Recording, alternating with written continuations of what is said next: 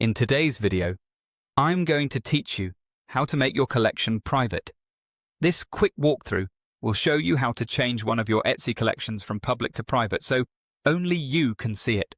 It's perfect if you've saved gift ideas, work in progress inspiration, or anything you'd prefer to keep to yourself.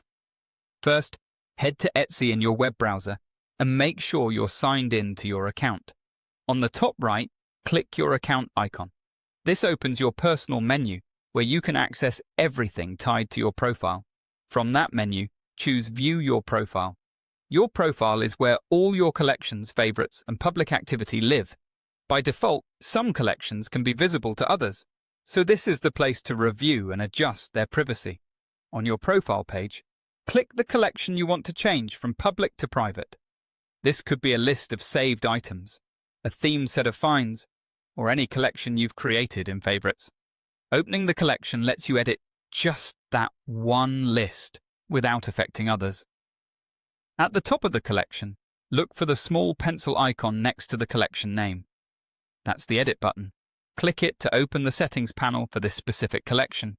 In this panel, you can rename the collection, update its description, and, most importantly, adjust privacy. Within the Edit options, find the setting labeled Make this collection private.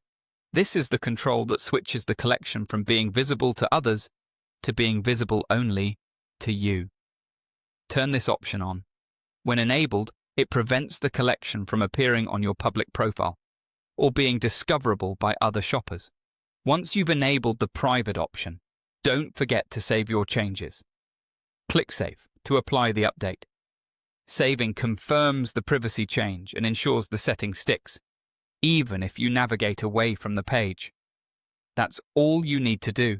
Your collection is now private, and only you will be able to view it when you're signed in. A few quick tips to keep in mind.